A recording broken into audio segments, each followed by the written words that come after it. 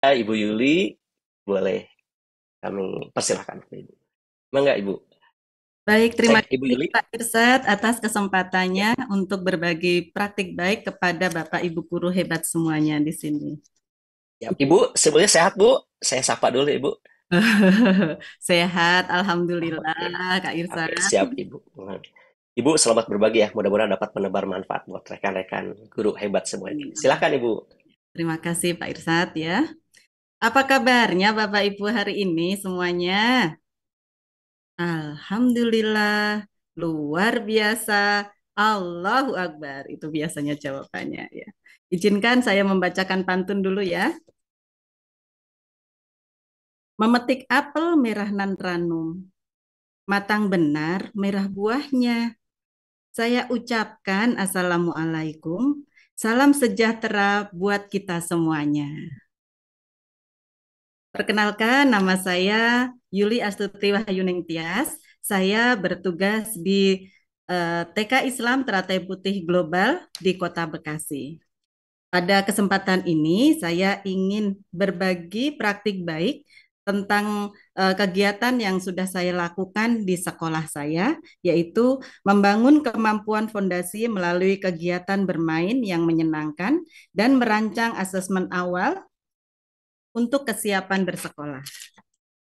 Next, Kak.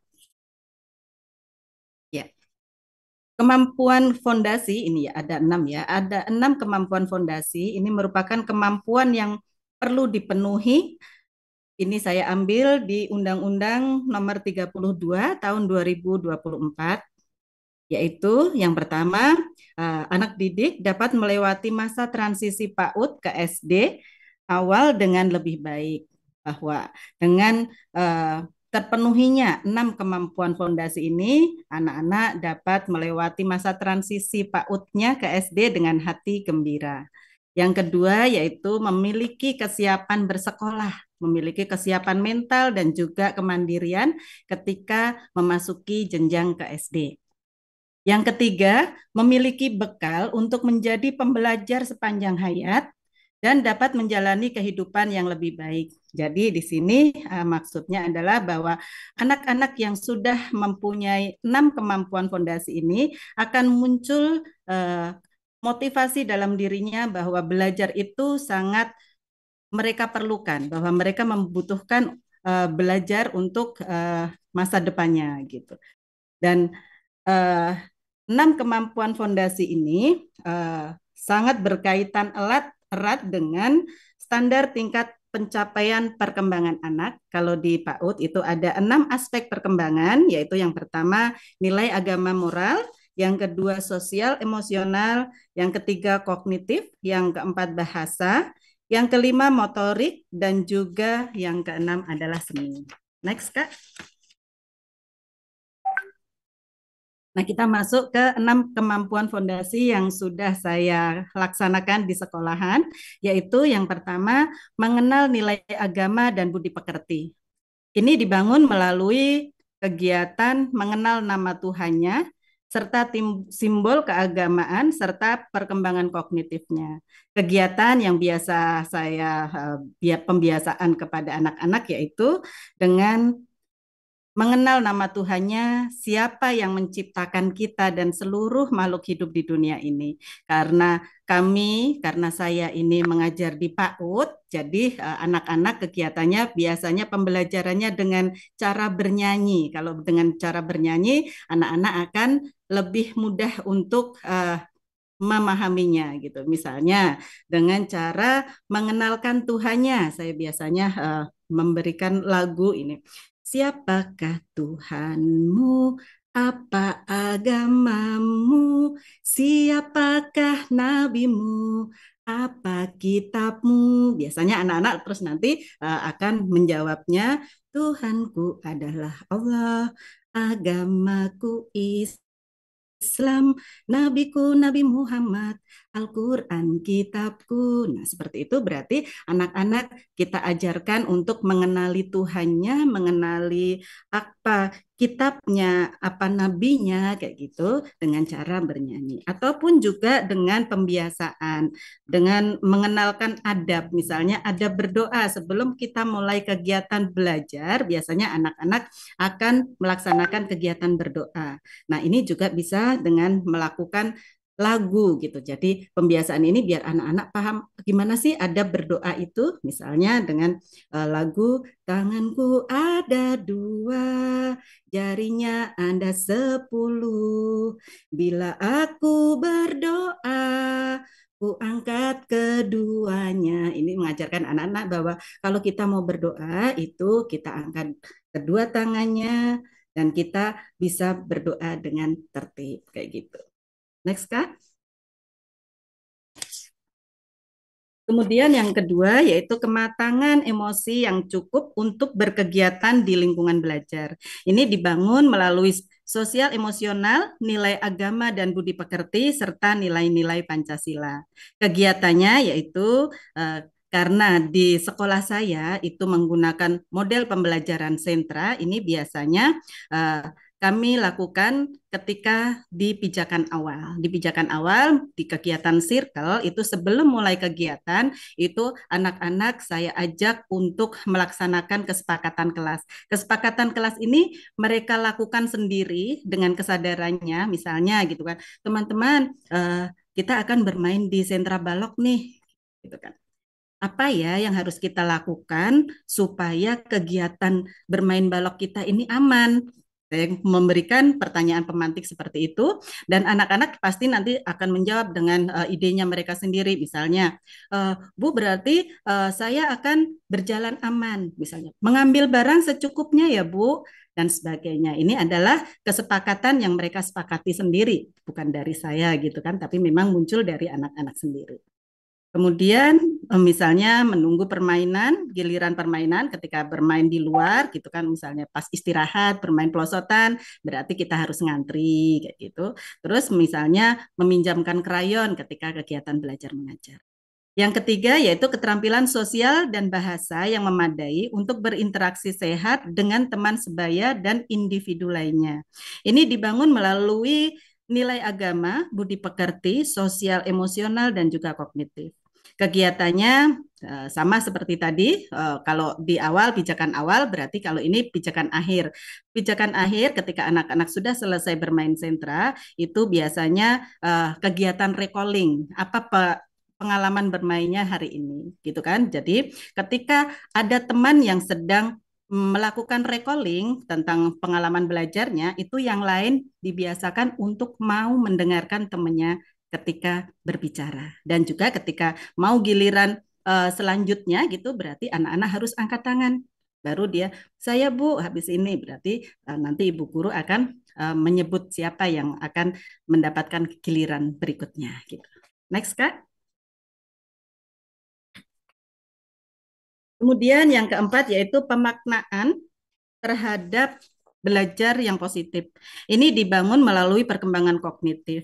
Mampu melihat belajar adalah hal yang menyenangkan dan belajar memberikan manfaat bagi dirinya. Ini maksudnya adalah bahwa anak-anak sudah muncul motivasi intrinsiknya untuk belajar gitu, bahwa belajar itu penting bagi dirinya. Yang kelima yaitu pengembangan keterampilan motorik dan perawatan diri yang memadai untuk dapat berpartisipasi di lingkungan sekolah secara mandiri. Ini dibangun melalui perkembangan fisik, motorik, dan kognitif. Kegiatannya misalnya dengan cara mencuci tangan sebelum makan. Itu adalah untuk kesehatan mereka. Next, Kak.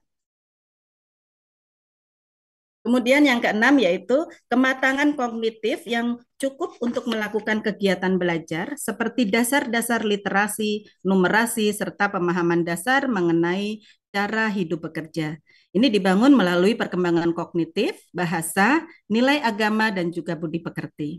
Kegiatannya misalnya dengan cara mencocokkan simbol bilangan dengan banyaknya benda, mengenal warna dan lain sebagainya. Kalau yang foto yang saya tampilkan ini adalah ketika anak-anak belajar konsep angka. Di situ ada apa namanya? gelas dari kertas kayak gitu kan. Di situ ada saya tulisi angkanya. Terus yang di sebelahnya lagi dengan warna yang berbeda ada total-totalnya. Misalnya ada polkadot satu, jadi dia menghubungkan dengan angka satu dan sebagainya. Next, Kak. Nah, sekarang saya ingin bertanya sama teman-teman hebat semuanya, Bapak Guru hebat di sini. Ini kegiatan anak-anak saya di Sentra Balok. Kemampuan apa saja sih yang akan dikembangkan di sini? Boleh dijawab melalui chat, Bapak Ibu Guru hebat, silakan. Kemampuan apa ya yang dikembangkan di kegiatan kreativitas sosial, membangun kerjasama, betul, konsentrasi, motorik, motorik juga sosial, emosional, motorik kognitif, teamwork, motorik bahasa, sosial emosional. Iya, betul sekali bahwa nanti di kegiatan satu kegiatan saja di sentra balok ini banyak sekali yang ingin dicapai, kemampuan banyak sekali kemampuan yang akan dicapai. Contohnya yaitu yang tadi sudah Bapak Ibu guru hebat chat di situ di apa namanya di kolom chatnya yaitu motorik atau fisik motorik di situ anak-anak mengambil, berjalan, terus meletakkan lagi, berjongkok, berdiri, itu adalah motoriknya. Misalnya geometri atau kognitifnya, kerjasama, kolaborasi antara satu dengan yang lain dalam satu kelompok. Kemudian kesabaran, kesabaran untuk mengambil satu-satu karena memang nggak boleh mengambil banyak ya karena itu tidak aman buat dirinya. Jadi di dalam membangun itu mengambilnya seperlunya saja gitu. Kemudian diskusi atau kesepakatan ketika mau membangun balok itu harus ada diskusi dulu. Kita mau membangun apa gitu. Di situ nanti anak-anak akan belajar untuk berdiskusi dan menyepakati apa yang akan dibangun. Kemudian kreativitas, konsep bilangan dan sebagainya. Next, Kak. Oke, sekarang kita masuk ke asesmen. Kita sebelum masuk ke asesmen, saya mempunyai gambar. Mohon silakan di chat gambar apa yang dilihat. Apel. Apel hijau, satu apel hijau, labu, apel hijau, apel hijau, apel hijau, yang busuk apa tadi? Apel hijau.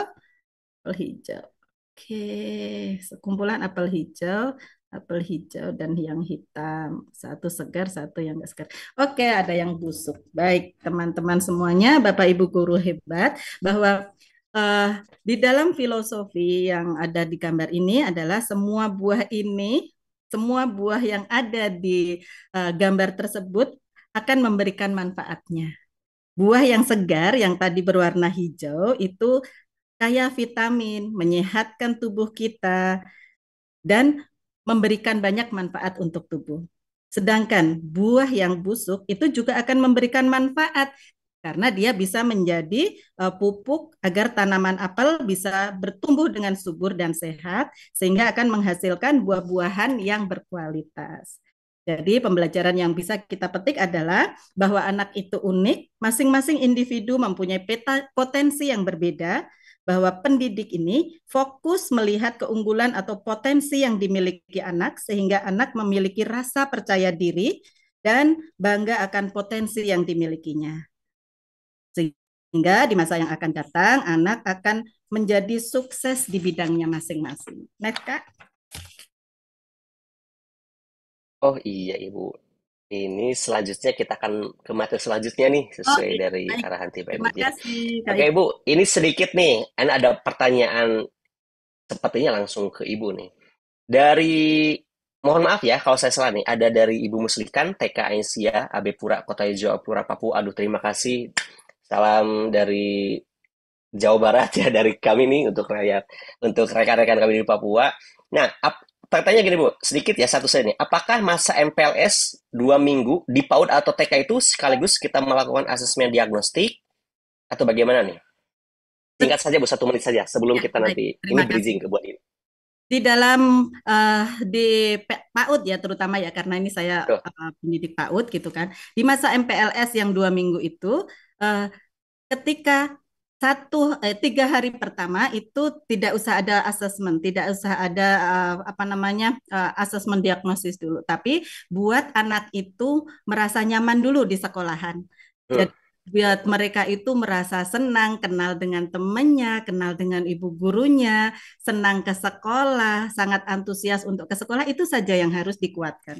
Nanti ketika hari keempatnya itu baru eh, guru boleh melakukan apa namanya asesmen diagnosis dengan melihat observasi dengan anak ataupun misalnya bisa juga berkolaborasi dengan orang tua gitu kan. Anak apa sih kebiasaan anak ini di rumah ayah? Apa sih yang dia sukai gitu kan. Nanti Hmm. dari situ kita jadikan anekdot di kegiatan asesmennya itu untuk pembelajaran yang selanjutnya nanti di minggu kedua. Oke, luar biasa. Rekan-rekan, Bapak Ibu hebat, boleh kan berikan reaksinya dulu nih di Zoom, boleh ya? Berikan tombol reaksinya dulu, itu kan bisa tuh tombol reaksi, nanti ada love and atau untuk pemateri pertama kita ini dari Ibu Yuli ya. Terima kasih Bu, tenang Bu ya. Rekan-rekan, Bapak Ibu guru hebat semuanya, tenang, nanti ada sesi tanya jawab setelah ke narasumber kedua selesai, kita akan ada sesi tanya jawab, tentunya mudah-mudahan akan lebih digali lebih dalam. Ibu Yuli, sementara terima kasih ya. Kita akan langsung ke berbagi praktik baik dari Ibu Adina Khairunisa tentang strategi asesmen awal pada masa transisi murid PAUD ke jenjang SD. Oke, Ibu Adinda, apakah sudah masuk di Ya, main room? sudah, Bapak. Oke. Bu, Iya. gimana kabarnya Bu? Sehat? Alhamdulillah sehat. Oke, Ibu Agak sedikit silakan bisa batuk langsung mungkin berbagi. nanti ketika Oh, penyampaian mohon izin. oh iya ya, siap Ibu. Semoga lekas semua Ibu. Silakan Ibu, bisa langsung berbagi. Terima kasih banyak Pak Irsyad sudah memberikan kesempatan kepada saya, baik Bapak dan Ibu guru hebat. Dimanapun Bapak dan Ibu berada, salam sehat semuanya. Semoga kita selalu dalam keadaan baik dan semangat untuk membersamai putra-putri kita. Mohon izin Bapak dan Ibu, pada malam hari ini saya akan berbagi praktik baik berkenaan dengan strategi asesmen awal pada masa transisi murid PAUD ke jenjang SD.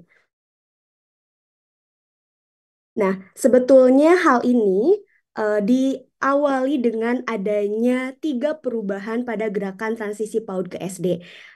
Di mana ada tiga hal. Yang pertama adalah proses PPDB ke SD tanpa tes calistung.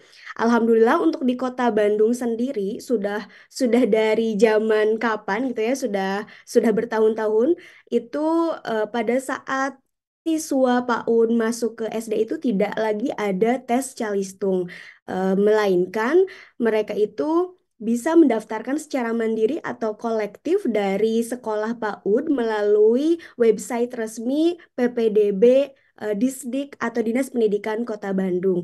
Nah, di sini bisa dilihat ini merupakan hasil seleksi untuk tahun ini dan sebetulnya tahun kemarin juga sama seperti ini berupa website dan di sini tidak ada nilai skor tes calistung tetapi ada skor usia dilihat dari usianya dan skor jarak rumah ke sekolah. Jadi benar-benar PPDB murni by system, tidak ada tes calistung yang sudah bisa membaca misalnya diterima atau yang belum tidak diterima, tidak seperti itu.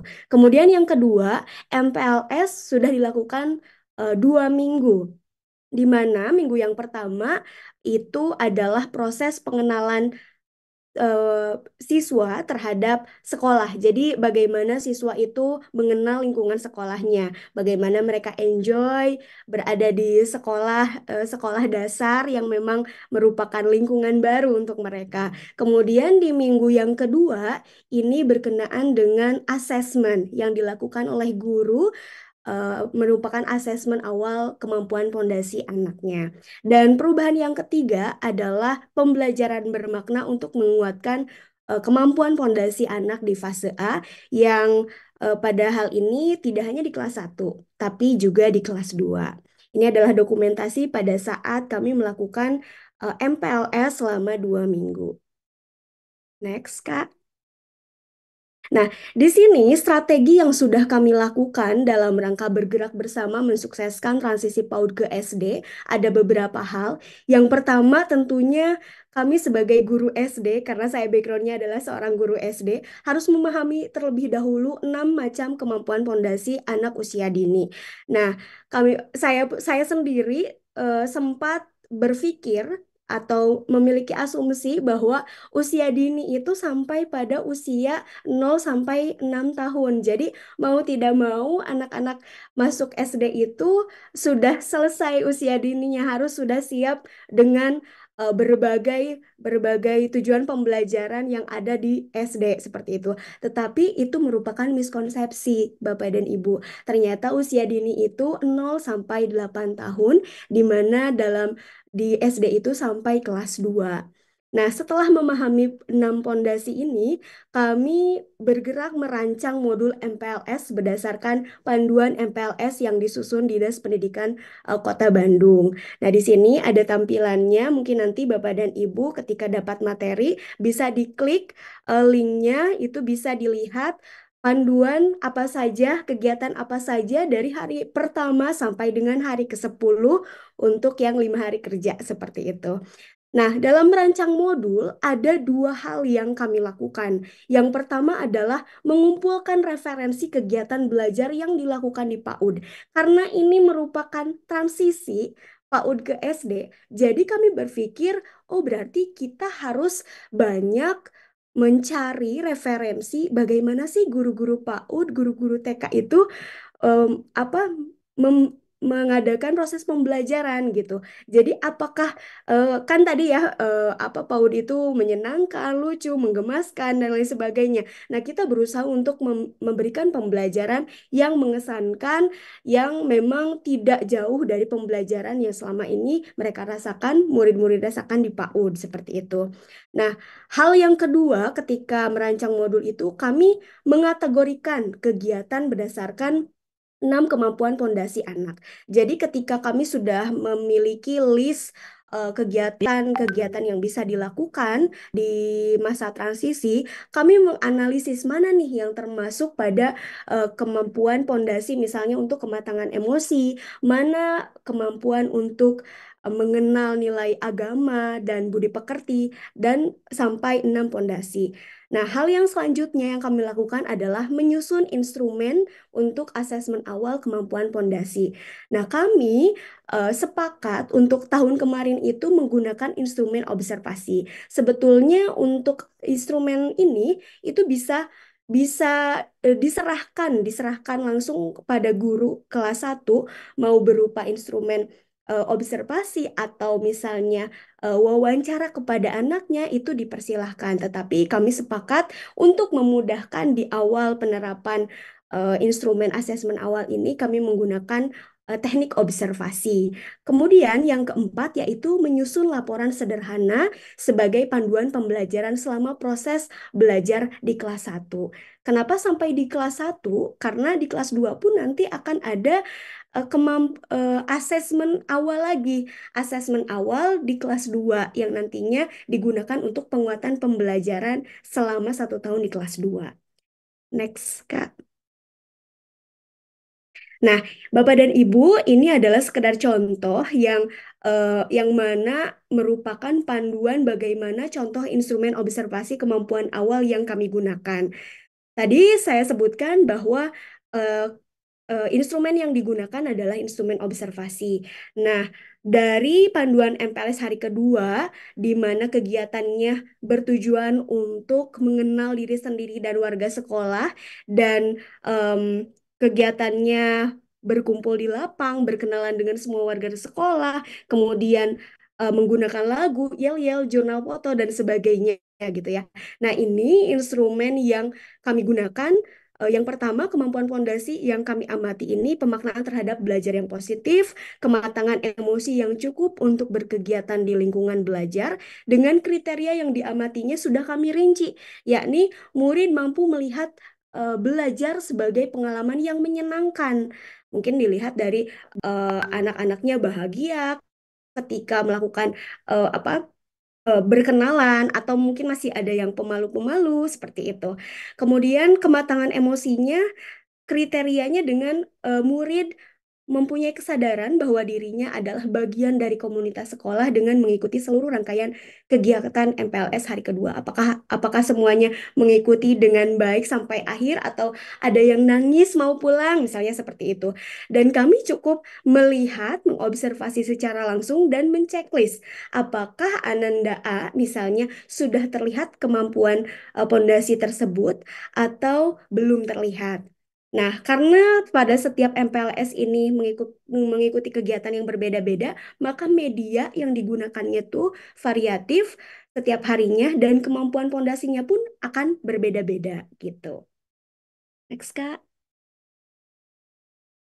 Nah, ini merupakan instrumen observasi kemampuan awal kelas 1 tahun ajaran kemarin di sekolah kami. Nah, mohon izin ini identitas anaknya ditutup. Kami membuat ini sederhana ya, cuma di Excel saja. Mungkin nanti Bapak dan Ibu bisa bisa mengembangkannya dengan aplikasi misalnya seperti itu. Nah, kami mendata dari hari pertama sampai dengan hari ke-10 kemampuan pondasi apa saja yang ingin dilihat, kemudian kriterianya juga apa saja, apakah sudah terlihat atau belum. Dan ini muncul, kemampuan pondasi ini muncul adalah hasil analisis dari panduan MPLS yang sudah disusun sebelumnya. Seperti itu. Next, Kak. Ini masih sambungan dan ketika sudah hari ke-10, kami simpulkan dan kami membuat rencana penguatan. Rencana penguatannya terhadap kemampuan pondasi yang belum terlihat dan juga mengembangkan kemampuan pondasi yang sudah ada namun perlu dikuatkan kembali selama 1 tahun. Next, Kak. Nah, ini adalah pembelajaran yang kami gunakan untuk memperkuat 6 kemampuan pondasi di sekolah kami. Nah, secara rinci yang pertama mengenal nilai agama dan budi pekerti, ini kami menyelenggarakan pembelajaran yang kontekstual melalui cerita-cerita, berkegiatan kelompok, diskusi, bermain peran, kemudian bermain perannya tentang bagaimana nilai-nilai moral itu dipraktikkan, kemudian sholat duha bersama di hari Jumat, sholat zuhur berjamaah, dan lain sebagainya.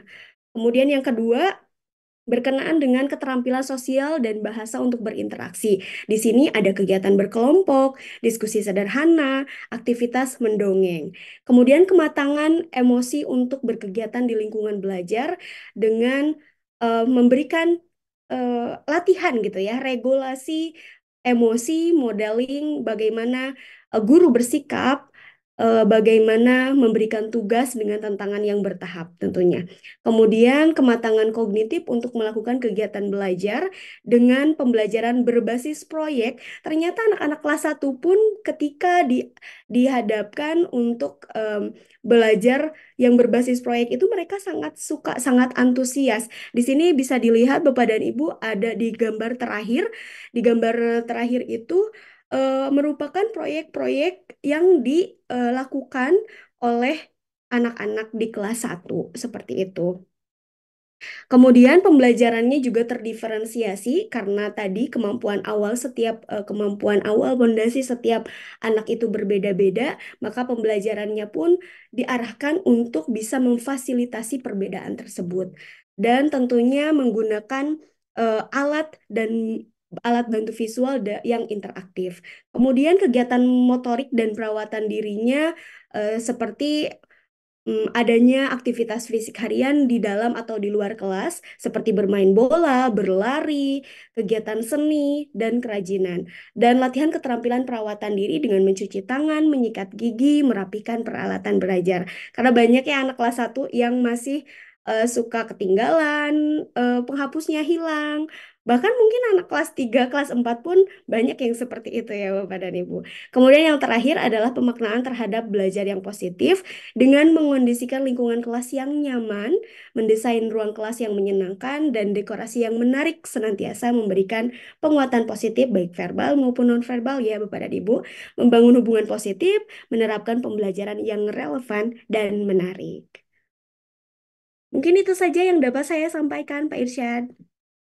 Oke, luar biasa. Boleh berikan reaksinya dulu untuk Ibu Adinda. Ya, beliau juga penulis modul tentang masa transisi Audio Kota Bandung ya, Bu ya. Nah, Bapak Ibu, karena sekarang kita akan masuk ke sesi tanya jawab, silakan persiapkan pertanyaan terbaiknya. Terutama nanti kan ada dua nih, ada dari sisi PAUD atau TK dan SD.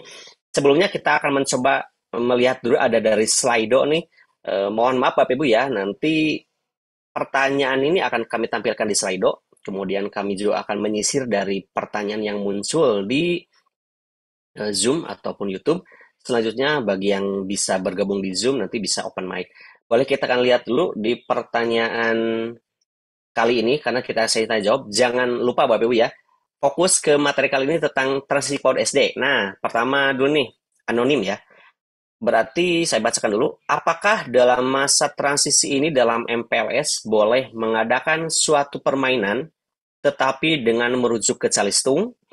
Kemudian yang kedua juga ada tanggapan bahwa anak-anak SD wajib bisa membaca, bahkan guru memberikan jam tambahan kepada anak yang belum bisa membaca. Sebut tadi sudah ada di tersirat ya, tapi silakan dari Ibu Adinda dulu nih sebelum nanti ada tambahan mungkin dari Ibu Juli. Silakan Ibu Adinda untuk Baik, pertanyaan terima tersebut. kasih Dijawab. banyak Pak Irsyad. Di sini pertanyaannya dari anonim ya, tidak ada namanya. Baik, pertanyaan yang pertama berkenaan dengan boleh nggak sih dalam suatu kegiatan gitu ya ada suatu permainan, tetapi dengan merujuk ke calistung atau membaca, menulis dan berhitung. Nah, menurut pengamatan saya boleh. Sangat boleh. Suatu permainan itu boleh merujuk ke calistung. Tetapi yang jadi titik poinnya adalah bukan untuk mengetes kemampuan calistung anak, tidak, tetapi untuk memberikan stimulasi agar kita bisa melihat kemampuan fondasi kognitifnya sejauh apa gitu.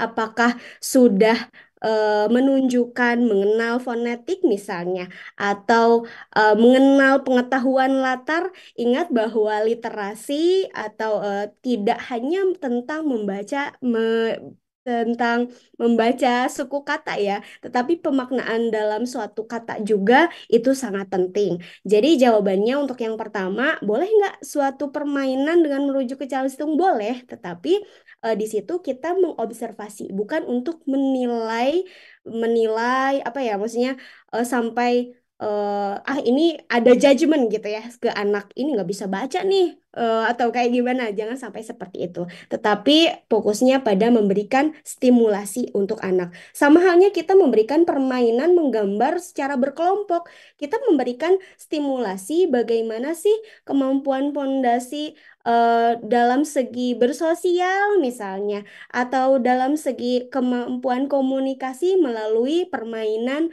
mewarnai berkelompok tersebut. Jadi sebatas untuk memberikan stimulasi. Kemudian anggapan bahwa anak SD wajib bisa membaca.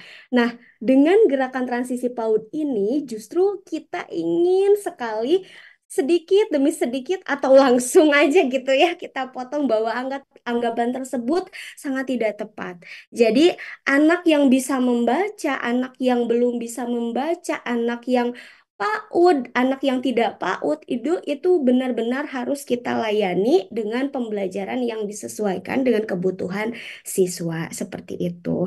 Jadi tidak ada kewajiban anak, kasihan sekali ya Pak Irsyad kalau Bapak dan Ibu, Betul, kalau betul. anak-anak pada saat PAUD itu sudah happy gitu ya, ceria, menggemaskan, ketika masuk SD itu wajahnya stres karena tahu bahwa di SD itu harus bisa membaca sedangkan dia belum bisa membaca gitu. Betapa berat sekali kewajiban anak gitu. Justru kewajiban itu dilimpahkan kepada kita sebagai guru, bagaimana sih upaya kita untuk memberikan stimulasi yang tepat untuk anak. Mungkin itu Pak Irsya dari saya. Oh, oke, baik. Terima kasih Ibu Adinda. Berikutnya kita akan langsung ke pertanyaan selanjutnya yang kedua nih. Ini saya rasa akan lebih tepat kepada next slide boleh kepada Ibu Yuli ya. Untuk pertanyaan di Slido nih.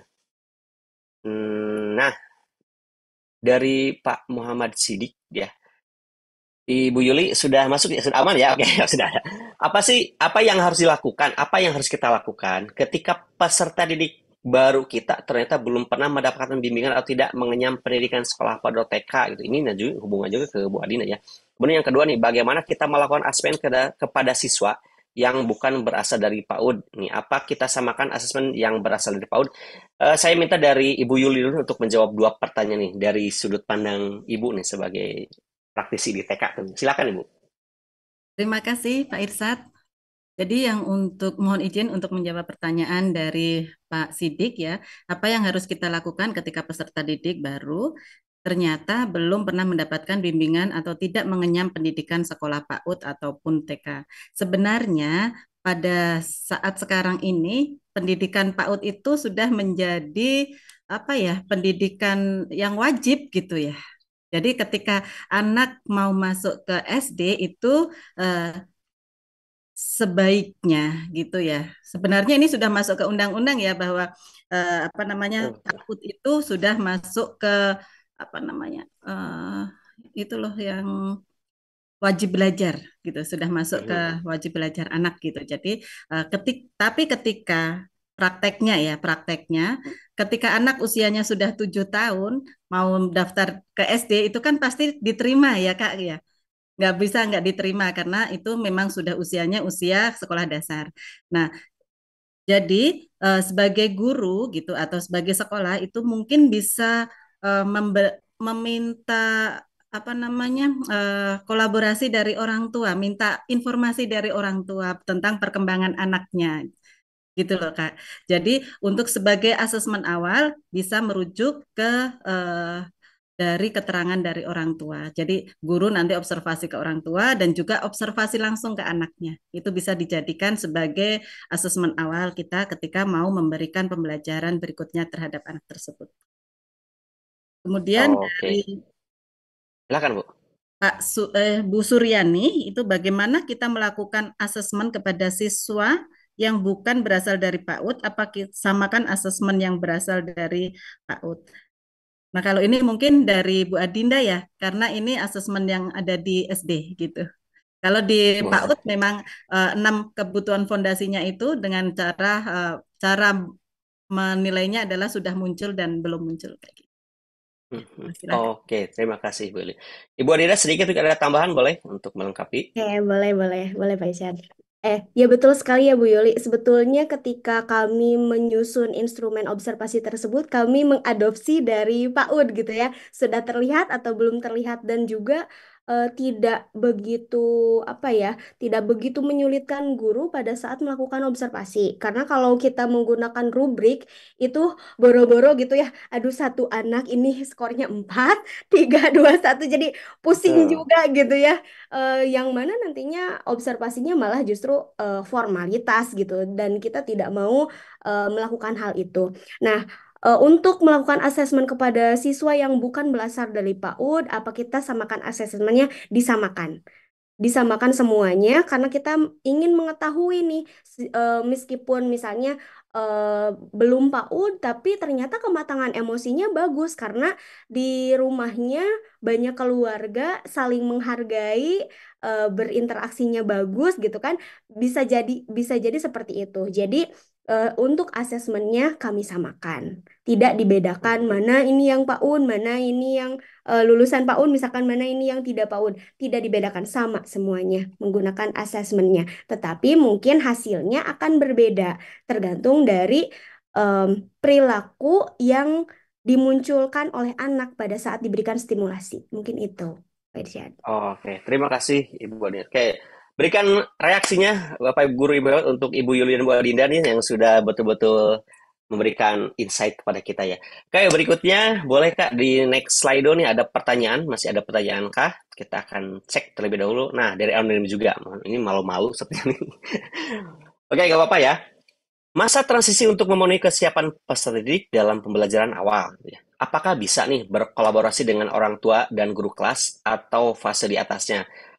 Saya minta nih dari Ibu Yuli ada, dari Bu Adi ada. Dari Ibu Yuli dulu deh, kira-kira kalau ya setidaknya kan ini kan masa transisi PAUD ke SD, tapi kalau dari Ibu Yuli nih, bisa tidak sih menurut Ibu nih untuk berkolaborasi dengan orang tua dan guru? Silakan Ibu Yuli. Ya, baik. Terima kasih Kak Irsad. Kalau masa transisi dari TK ke PAUD itu sebenarnya dari kami juga berharap ya, Bu Adinda ya, dari PAUD itu juga berharap bahwa rapot di TK itu juga dijadikan sebagai referensi untuk memberikan asesmen awal kepada anak gitu. Jadi tidak berhenti sampai rapot dibagi terus sudah gitu. Enggak, tapi ada keberlanjutan gitu bahwa nanti ini loh murid kan nanti penilaiannya itu kan secara individu ya Kak ya. Tadi enggak ya ya.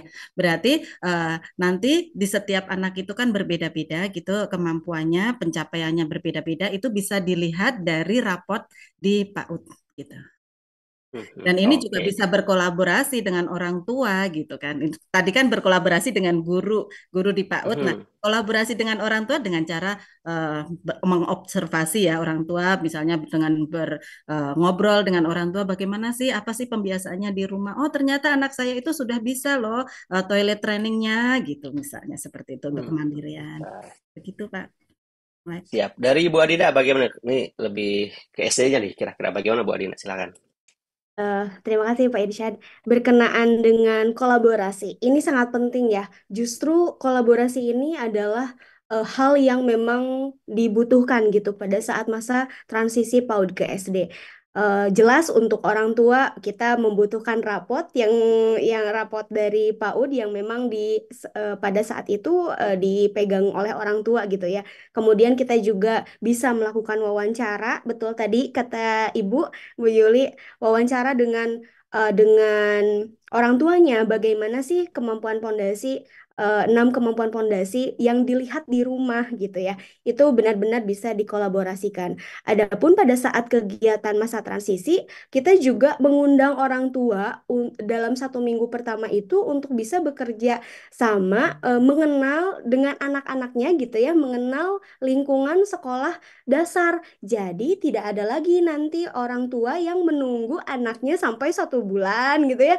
Karena dulu itu Mhm. sebelum masa transisi PAUD ke SD yang ini gitu ya, masih banyak orang tua yang menunggu anaknya di pinggir jendela gitu ya, atau di tempat ruang tunggu orang tua, menandakan bahwa orang tuanya masih khawatir apakah anak saya bisa adaptasi atau tidak. Nah, dengan adanya kolaborasi ini di masa transisi 1 minggu pertama itu, orang tua pun diajak untuk mengenal lingkungan sekolah agar ketika anaknya bersekolah di sekolah dasar itu orang tuanya sudah merasa ikut nyaman juga dan percaya sepenuhnya. Jadi tidak ada kekhawatiran lagi. Nah, adapun kerjasama dengan guru kelas atas itu sangat bisa dilakukan. Misalnya, yang kami lakukan di komunitas belajar sekolah itu bagaimana sih mendiskusikan gitu ya, menganalisis kira-kira kemampuan pondasi apa yang ada dalam satu kegiatan permainan. Misalnya tadi kayak sentra balok ya, kami tuh mengundang juga guru kelas atas untuk bisa bersama-sama menganalisis mana nih termasuk kemampuan pondasi dasar yang kognitif misalnya, bagaimana caranya gitu. Jadi memang terlibat langsung, dan untuk kegiatan MPLS-nya juga sebetulnya itu menjadi evaluasi kami di sekolah bahwa butuh sekali tenaga tambahan gitu ya, karena guru kelas 1 itu fokusnya untuk observasi kemampuan fondasi, sedangkan tidak ada yang mendokumentasikan nantinya. Terus nanti ketika ada anak yang mau kebelet atau apa, kita kan kalau satu kelas hanya satu guru gitu ya, akan terjadi apa ya, chaos gitu ya. Jadi memang harus kerjasama dengan guru kelas dan guru mapel juga gitu. Apalagi kegiatan MPLS-nya berlangsung selama 2 minggu. Itu mungkin. Oke, baik. Luar biasa Ibu Adinda. Ibu Ili, terima kasih ya. Tentunya masih banyak nih pertanyaan yang muncul ini di YouTube atau di Zoom juga. Sekarang saya akan spesifik nih ke Ibu Yuli ini ya. Ada pertanyaan dari Laiha Idrus, dari Ibu ya, mudah-mudahan dari Ibu Laiha Idrus. Bagaimana melakukan asesmen awal kepada peserta didik PAUD? Kira-kira bagaimana sih Bu? Gambaran saja sedikit. Silakan Ibu Yuli.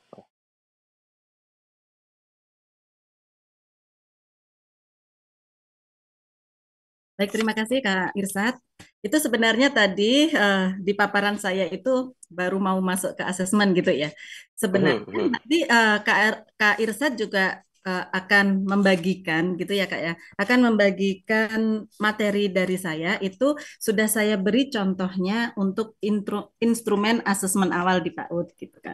Dan Oke. asesmen awal di PAUD itu dilaksanakan secara individu gitu kan, per anak. Jadi nanti di situ nama peserta didiknya, kelompoknya atau usianya gitu kan.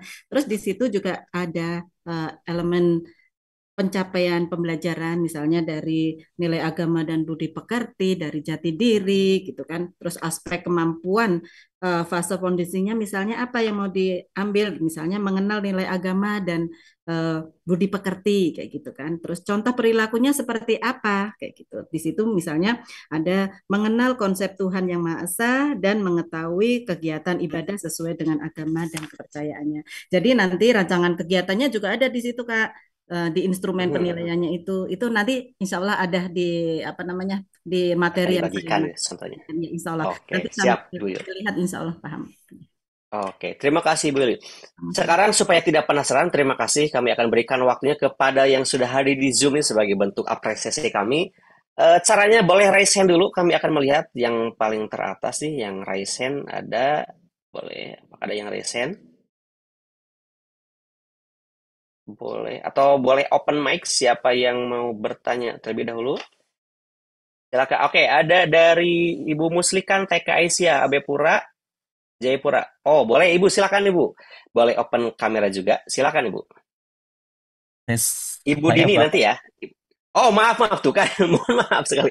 Pak Muslikan dari TK Aisyah. Maaf, maaf, maaf. Silakan maaf Pak. Mohon maaf Pak. kameranya di nonaktifkan karena di sini sudah malam, Oke. juga Siap, siap Pak. menjaga apa jaringan biar Koneksi. stabil. Siap Pak. Oke. Mangga Pak. Izin bertanya, ini yang sekolah kami itu kan sekolah inklusi. Ada anak yang terutama misalkan memang ada yang apa memakai alat bantu pendengaran. Kemudian ada yang paling agak ini kan itu anak yang autis aktif dengan anak gangguan sosial emosional.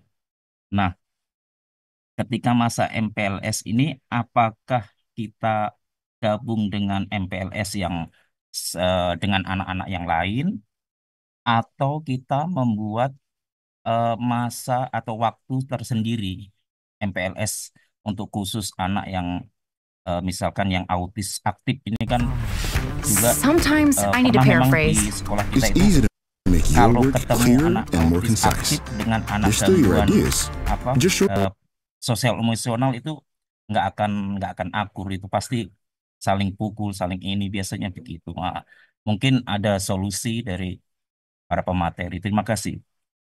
Oke, terima kasih ya Pak Muslikan. Boleh dari siapa dulu? Dari Ibu Adina dulu paling ya. Boleh. Nanti boleh menemukan Bu Yuli. Silakan Bu. Baik, terima kasih banyak Bapak yang tadi memberikan pertanyaan berkaitan dengan sekolah inklusi. Kebetulan sekolah saya pun sama, Bapak, merupakan sekolah inklusi yang memang kita berkewajiban bahwa apa penyelenggaraan pendidikan inklusi ini diwajibkan sebetulnya diwajibkan diselenggarakan oleh seluruh satuan pendidikan. Nah, berkenaan dengan hal tersebut, sebetulnya apabila kita merujuk pada prinsip dari inklusi sendiri, eh, baiknya digabungkan seperti itu karena memang agar anak-anaknya juga bisa melihat situasi dan kondisi pada masa MPLS dengan catatan asesmen kemampuan fondasi awalnya tentu akan berbeda dengan anak-anak reguler lainnya. Kita berpegang pada hasil observasi atau hasil laporan psikolog karena memang di sekolah saya pun itu biasanya untuk anak-anak yang berkebutuhan khusus melampirkan report dari psikolognya seperti itu. Nah, ketika tadi ada kasus misalnya anaknya autis aktif dan bertemu dengan yang sosial emosionalnya tidak bisa diarahkan gitu ya, kita bisa em, menyusun waktu yang berbeda-beda sesuai dengan kebutuhannya, Pak. Misalnya ketika MPLS reguler itu sampai jam 10, kita sesuaikan saja dengan kebutuhan anak. Tetapi jangan dari awal itu dipisahkan. Jangan dari awal masa misalnya pembukaan MPLS mereka sudah dipisahkan seperti itu. Jangan sampai seperti itu. Tetapi disesuaikan dengan kebutuhannya. Misalnya anak yang autis aktif atau peserta PDBK yang autis aktif itu mampu untuk mengikuti kegiatan misalnya 1 jam itu disesuaikan saja Pak gitu. Jadi memang sesuai dengan kebutuhan kita menyelenggarakan pendidikan inklusi dengan tidak membeda-bedakan gitu. Tidak membedakan, maksudnya tidak menggabungkan dengan pelayanan yang sesuai dengan kebutuhan. Gitu.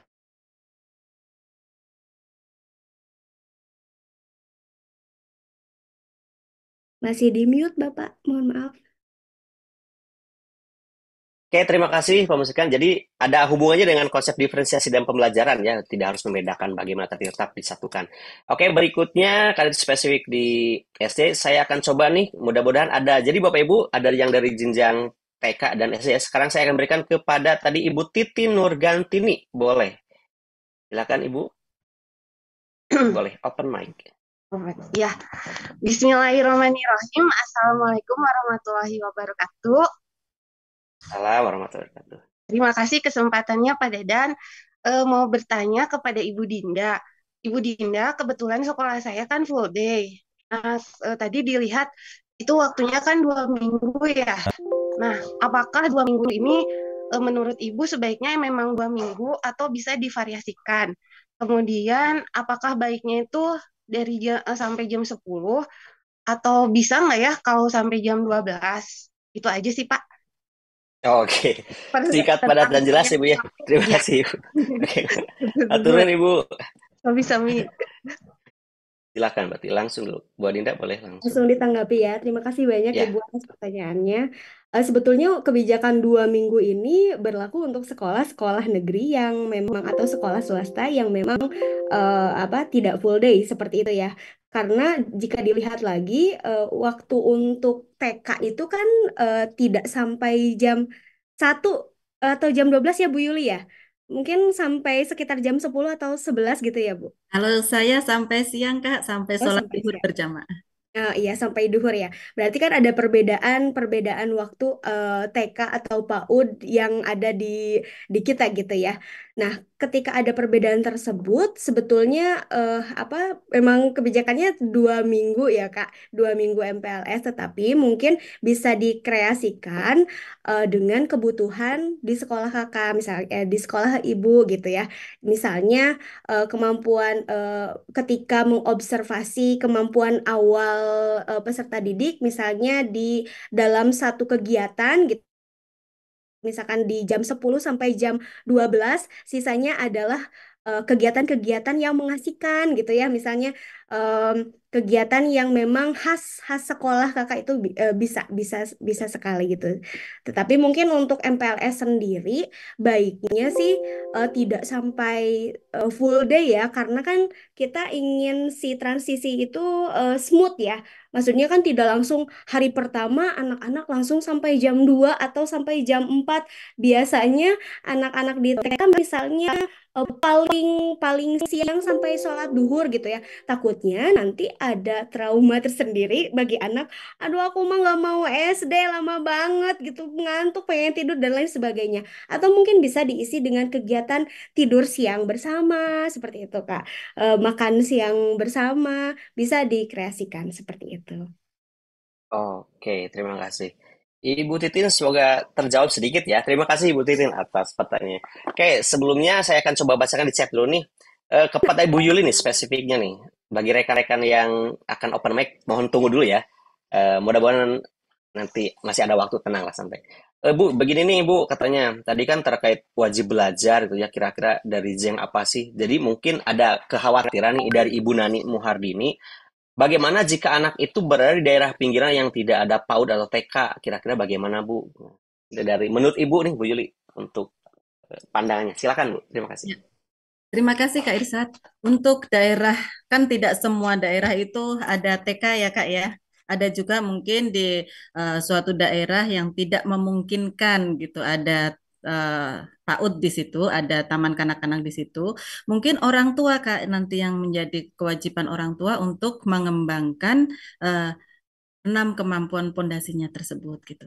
Karena eh, orang tua kan yang lebih dekat dengan anak gitu kan. Sekarang itu kan zamannya sudah zaman canggih ya Kak ya. Semua Mhm. orang pasti mempunyai smartphone, pasti mempunyai handphone. Nah, di situ mungkin orang tua bisa searching di apa namanya di YouTube atau apa itu bagaimana sih permainan-permainan yang bisa mengembangkan kemampuan 6 fondasi anak. Oke, baik Ibu. Terima kasih Bu Yuli. Kita akan menggali lagi ini pertanyaan dari kolom chat. Nah, ini dari, mohon maaf nih, saya takut salah gini. Jadi, Bapak Sarip Umarhan, boleh ya? Boleh Pak Sarip Umarhan untuk, maaf, mohon maaf, salah saya ini salah. Sebentar. Ini di waiting room beliau. Ada yang coba raise hand lagi, saya akan coba cek. Oh, dari Ibu Sri Wahyuni tadi ya, mohon maaf. Ibu Sri Wahyuni, sudah bisa on cam kah? Ibu Sri Wahyuni, apakah ada di Zoom? Tidak ada. Silakan Iya, berikutnya. Ada ada, cek. ada. Oke, silakan Bu. Oke. Terima kasih atas waktunya. Saya ingin tanya untuk MPLS ini nantinya akan ada tes diagnostis untuk anak. Apa perlu orang tua diberi kuesioner agar nanti bisa match antara hasil kuesioner hasil diagnosis anak dan orang tua? Ibu dari mana Bu? Mohon maaf, dari Dari SD di mana Bu? Semarang, dari Semarang, Oh, dari SD. Semarang. Iya. Oke, siap. Baik, berarti ke Ibu Adinda dulu. Silakan Ibu Adinda untuk menjawab terlebih dahulu dari Ibu Sri Iya, terima Haryani. kasih banyak pertanyaannya Bu Sri. Berkenaan dengan tes diagnostik anak, mungkin yang dimaksud adalah asesmen kemampuan fondasi, asesmen awal kemampuan fondasi ya untuk di kelas 1 dan kelas 2. Nah, untuk tes diagnostik sendiri sih biasanya dilakukan di kelas 3 sampai kelas 6 yang melibatkan bisa saja kepada anak dan bisa kepada orang tua. Nah, adapun untuk melihat kemampuan fondasi anak tidak hanya tadi sudah saya sampaikan juga bahwa tidak hanya melalui observasi saja, tetapi bisa sekali dengan wawancara kepada orang tua seperti itu. Jadi untuk mematchkan antara yang kita lihat gitu ya, antara yang kita lihat di observasi dengan keterangan dari orang tua ketika anak berada di rumah. Mungkin itu. Iya, Oke, terima kasih. maaf, maaf Ya, sebentar lagi. Maksud saya itu kuis itu, apa tes diagnostik untuk kelas 1 itu yang non kognitif itu apa diperlukan juga orang tua diberi apa kuesioner maksud gitu. Maksudnya untuk Oke. kelas 1 dari apa TK ke kelas 1. Ya, Terima kasih. baik-baik. Langsung Pak Irsyad.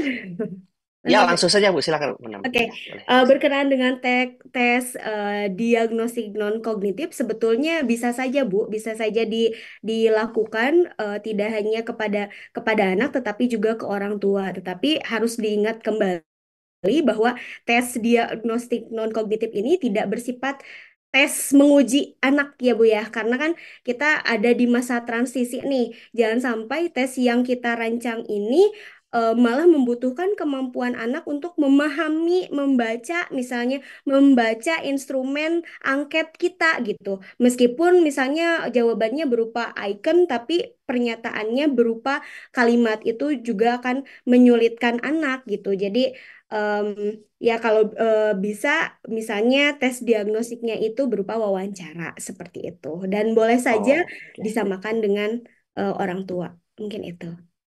Baik, terima kasih Ibu Adinda. Bapak Guru Ibu hebat, tak terasa ya waktu sekarang sudah di penghujung nih. Saya akan berikan satu lagi pertanyaan ya, boleh nih. Dari Miss Dini ya, boleh satu lagi, mohon maaf Bapak Ibu. Terima kasih atas antusiasmenya, saya rasakan juga energi positifnya nih. Tapi mohon maaf karena berbatas waktu, saya akan berikan ke Miss Dini. Silakan Miss, dari mana juga sebutan, boleh.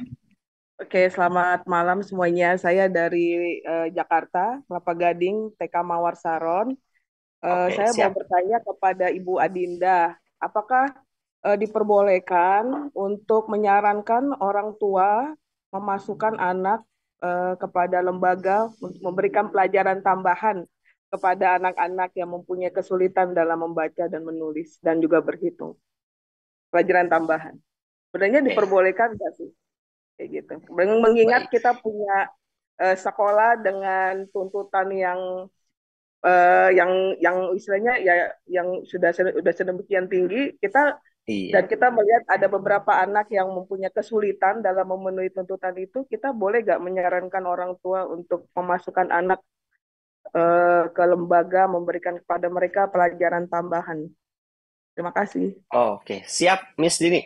Bu Adida boleh langsung dijawab. Ya, Silakan, Bu.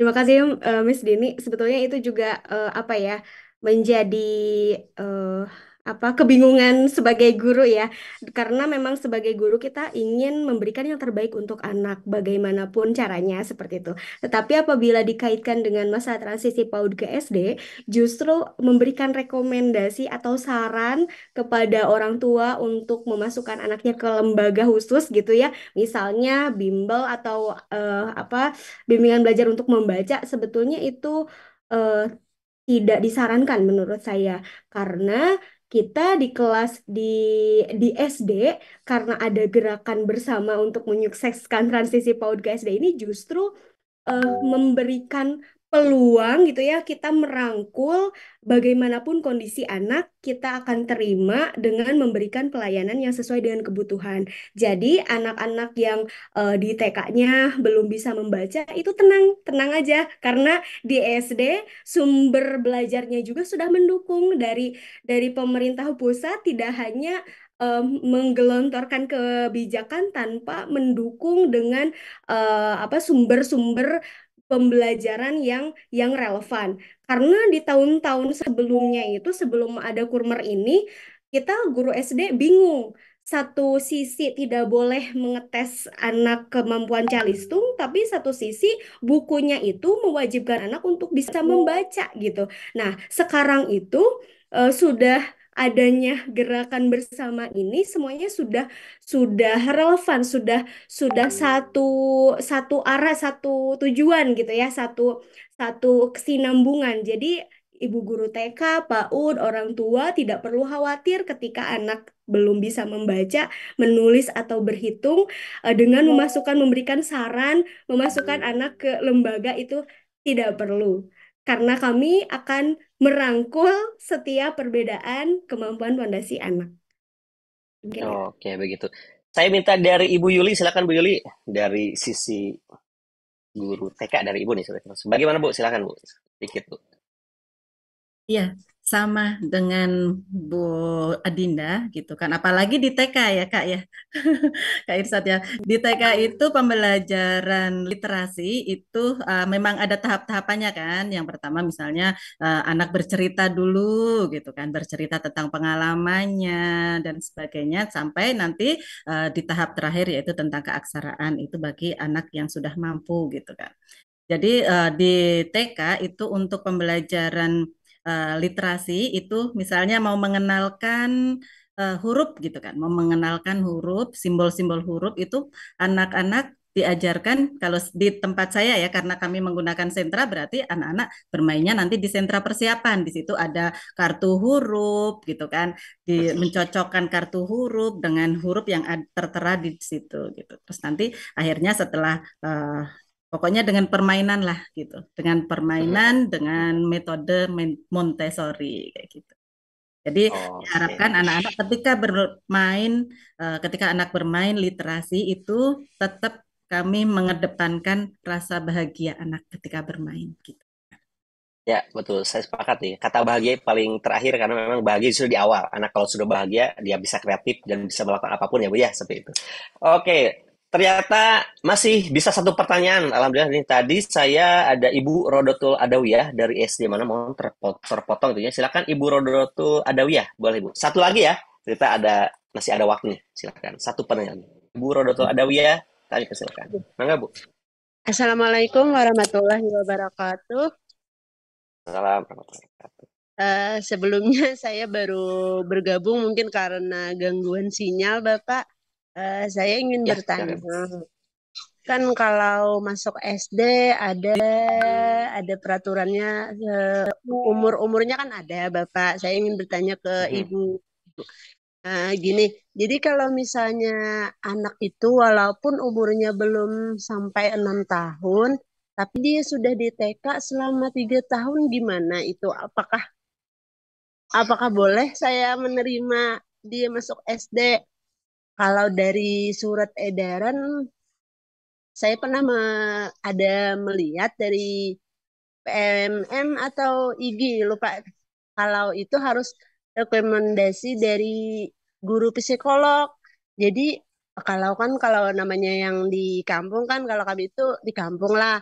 Jadi kalau psikolog tuh masih masih jarang itu, Pak. Mhm. Jadi gimana Betul. tuh solusinya? Sedangkan Oke. umurnya sudah belum belum sampai 6 tahun, masih 5 10 kalau masuk tahun ajaran ini.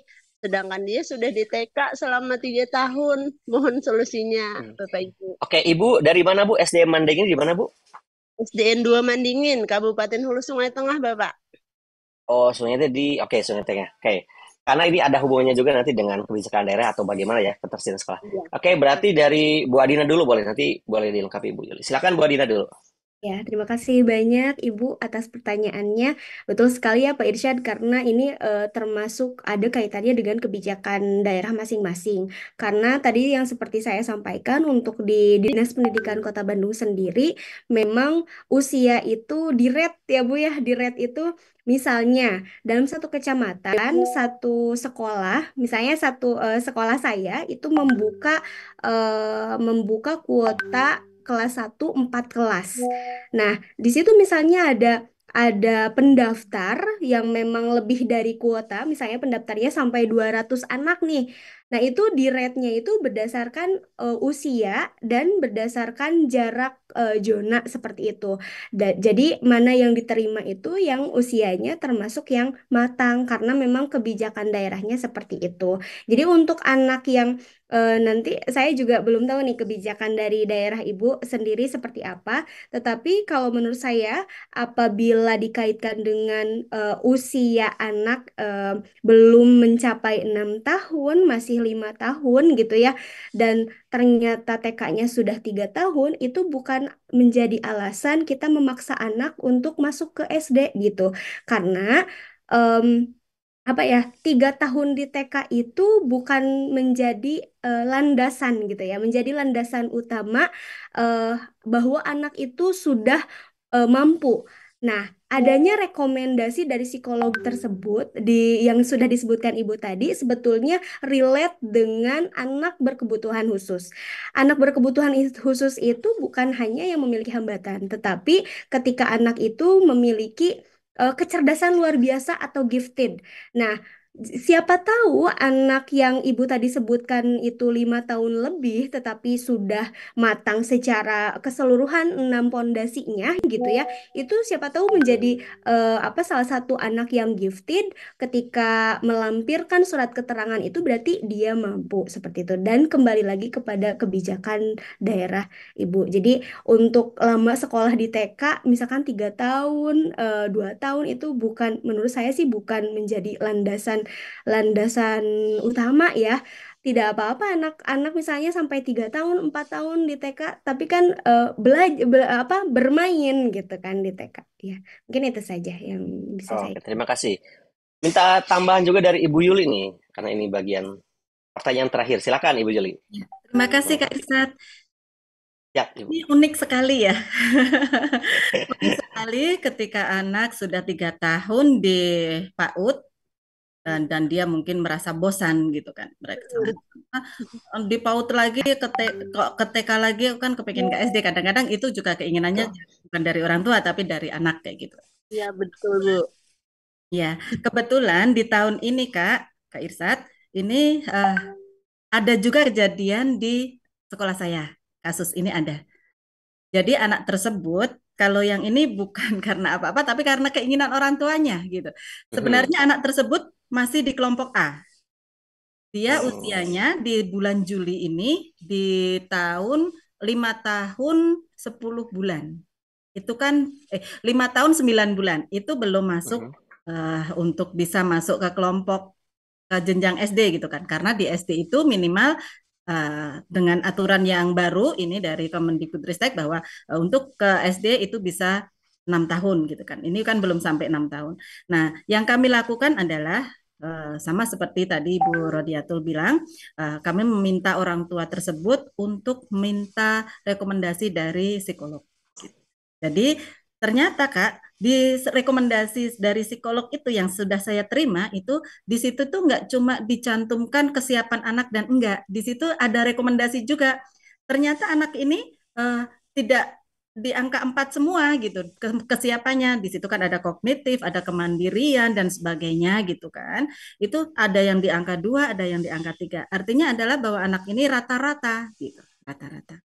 Tapi sudah direkomendasikan sama psikolog kalau anak tersebut bisa ke SD. Selain rekomendasi kesiapan, itu juga ternyata di surat itu saya juga baru tahu ya, karena ini memang kasus benar-benar ada di sekolah saya kayak gitu kan. Itu juga dicantumkan IQ anaknya.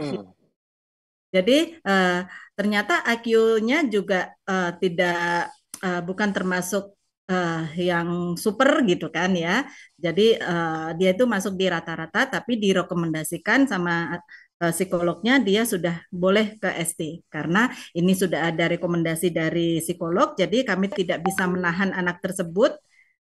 Jadi tetap masuk ke SD. Kebetulan kami kan sekolah swasta ya. Kalau di sekolah negeri pasti itu nggak diterima, pasti itu ditolak karena beda kondisi. terbentur di usia gitu kan. Karena ini di swasta, jadi anak tersebut bisa masuk. Oke, luar biasa.